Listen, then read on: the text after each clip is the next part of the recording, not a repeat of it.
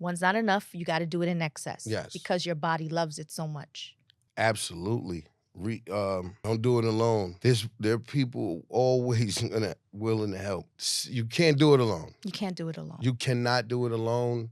Man, they told me she was gone. I was gone. It was like something just flew out of me. And I just started to beg and scream for her to come back. She knew that you were destined for something bigger, but your mother had her challenges. And that's the thing about like our parents. A lot of the times we got to just forgive our parents and my producer Wolf said something really phenomenal. He said that, sometimes the same way we're going through things, our parents are going through it as well. And we just got to give them grace. And I'm so sorry that you weren't able to do that, but I know that she knows that you're doing better now and that you're giving her grace. And whatever the form that she's in, her energy is with me. Exactly. I know for sure. Exactly. I know for sure. Exactly. When we talk about all of this trauma, you didn't go through all of it. Hug your mothers. Tell your mothers you love them.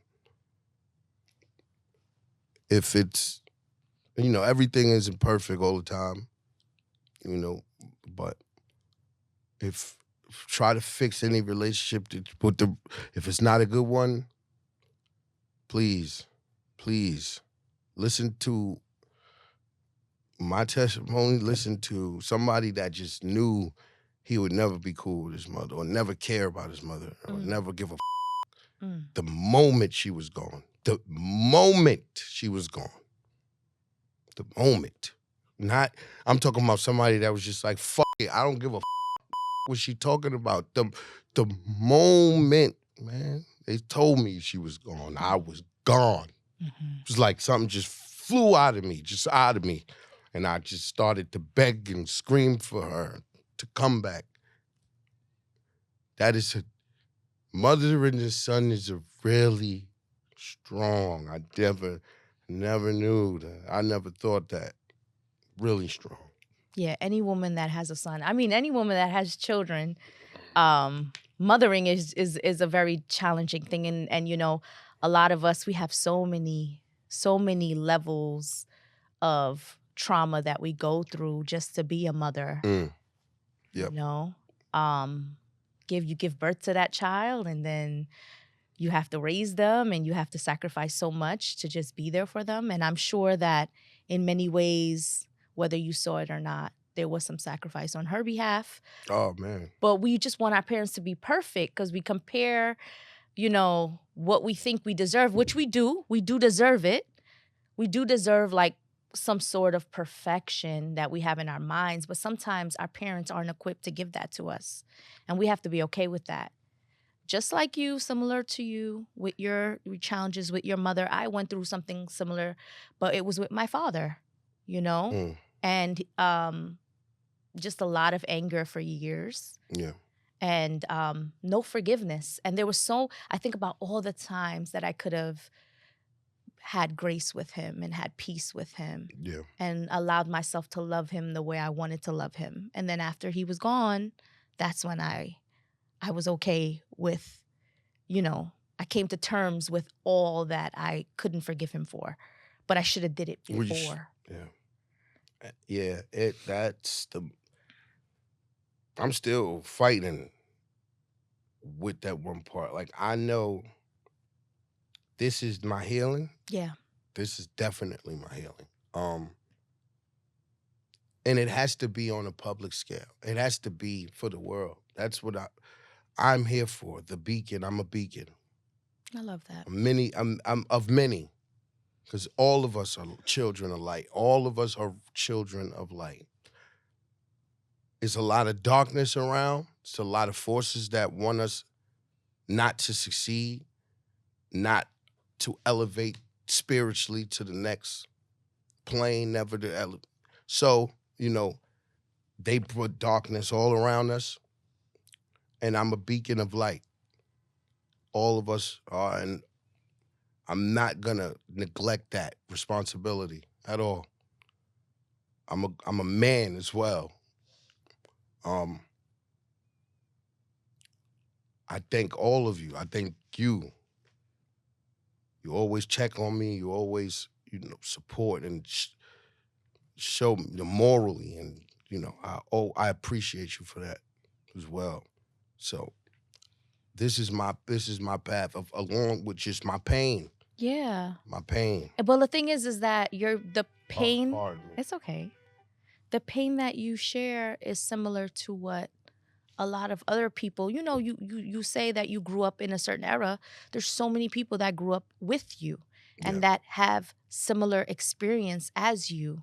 And I'm sure they had challenges to forgive and to come to terms with their reality, you know? And so that's why you're here too, because it's like people need to know that it's okay. If you're struggling, you got to reach out to others to get help. Absolutely. Don't do it alone. There are people always willing to help. Always people that, especially the ones that love you. You can't do it alone. You can't do it alone. You cannot do it alone. Don't kid yourself. I tried to do it alone, and I realized it was the polar opposite of the result that I wanted. I thought I was doing, I'm gonna insulate myself. I'm gonna isolate myself. Yeah, my thing is always isolation. I want to Yeah. separate myself But I from was everything. insulating. Yes. I thought I was insulating, but I'm just here with all of the bad. Yes. I know how to get these liquor. I know how to get these drugs. But everybody else, get away from me. And everybody just looking at me like, really? And I'm over there like, you won't, just some paranoid. Like that's just the way it is. Like, in that manner, not saying that you really like that, but. And marinating in your suffering a little bit. Because that's what it is. When we isolate and then, drinking and smoking, and you're just marinating in all the negativity that you encounter, when you have to create something new. And the only way you can create something new is to disregard all of that pain and suffering, but obviously deal with it. Right. Well, I'm sorry. It's kind of like when I think, okay, for me, certain things I don't expose my mind to. Just because I know that the minute I expose my mind to that, it might alter how I think or feel about something. So I just will tune it out. Mm. And I feel like that's how it is with the childhood trauma. We can sit in it, and I know that was a lot of years of you dealing with your childhood trauma. Right. We can sit in it and we can fester and think about it and replay it and say, why did that happen? Or we can just discover something new. I mean, I think to be new is the point, the butterfly. We always, we all have to come from a caterpillar, and we're gonna have to get into a cocoon. That's just what it is. And that's the most uncomfortable part. Mm-hmm. That's the part where you feel like you're gonna die. Imagine a caterpillar just walking on the ground, minding his own business. And all of a sudden, something start happening to his body. He don't know what. It's death to him for sure. That's what it feels like. Right? Sure death for him. Yep, until. He's in there. He can't move. He's like, what is happening? Don't know what's going on until the butterfly pop. Exactly. And I think the uncomfortability is the cocoon. I think all of that is the cocoon. Mm-hmm. I just want to say this though. I don't want to talk about everybody that drink or or if you smoke, because I smoke, right? I'm something called California sober. Okay. So that's one that only smokes marijuana, and that is all. Right. But what I noticed is some people you could function and drink and function and smoke. There's people that function and do heavy like drugs, you would call, Their right? tolerance level is different. But what I know from me is, well, I didn't know at the time was maybe you guys could do that, but I was already born with a predisposition. With it in my system. Correct. So soon as my body get a hold of any substance that it wants. Exactly. It's a different Yeah, it's John. off to the races. It's a different John. So you could have these 2 drinks and go chill and go do your work the next. I'm going to have too many. I'm going to start from 2. 1 is never enough. 1's not enough. You got to do it in excess. Yes. Because your body loves it so much. And so I just, that's things that I'm just learning now. You know, I'm recovering. So, you know, I'm still learning more every day. I'm just feeling back to being quote unquote normal, if you might want to say. I don't know. How myself. At what age did you start drinking alcohol? Since you had like a lot of like low supervision. 13. 13. And then did you ever measure it, or you just kind of was in excess? My entire father side of my family.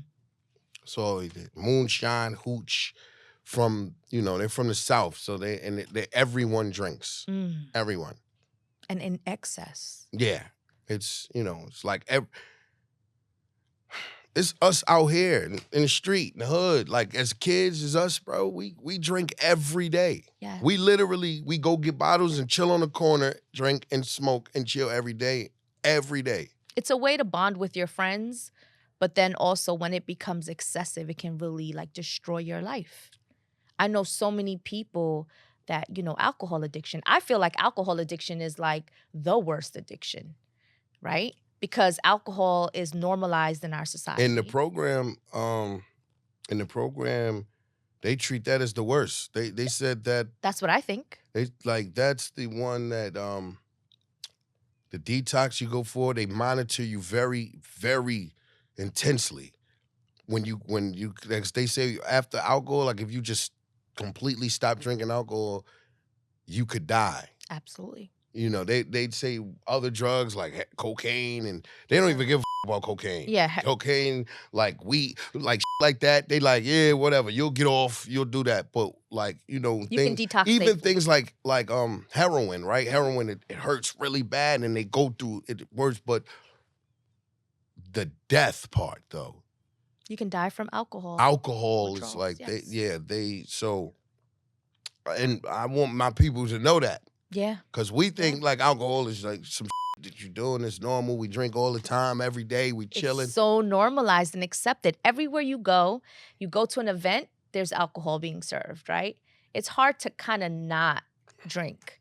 Obviously, unless like you have, you know, reasons that you don't want to. But like, there's times where I go out and I don't want to drink, but it's everywhere I look. There's champagne, there's all these fruity colored drinks. And I'm like, I want something now. Right. Even if I, you know, did not have that intention when I walked in the door.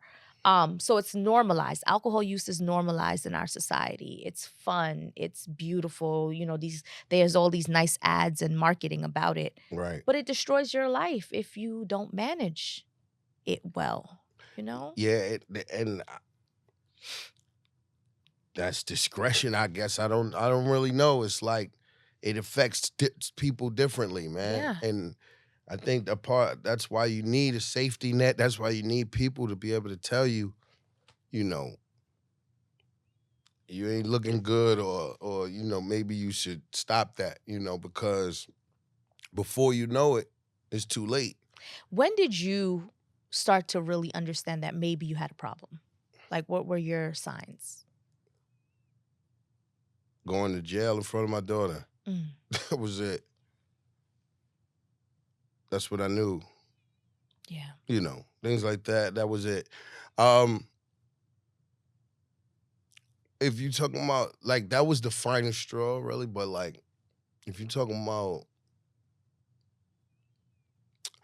I would wake up And I would tell my wife to walk with me to the store, Mhm. and it would be the liquor store. It would be like 10:30 in the morning. So before you ate anything, Yeah. you would go to the liquor store Yeah. first. That's a sign that it's a Yeah, problem. she would be like, "I'm not going with you." Like when she found out like when it was going, she's like, "I'm not opening up no liquor store." Yeah. Like, who would be you the first one in the liquor store? Yeah, That's let's have crazy. breakfast first. You know, it's like, and it was like that every day. Mhm. Every day. I drank every day. Morning to the end of the night. Or to the beginning of the morning when there was no end of the night. Bad. Bad. It was this endless whirlwind. Was like I didn't know where I began or end, where I began or where did I end. What was yesterday? What was today? What was tomorrow? People calling me. I don't get like, yeah, I'm telling people shit, don't give a about no money, You're don't not holding care. yourself accountable in any way. I'm Yeah. literally deteriorating. Mm.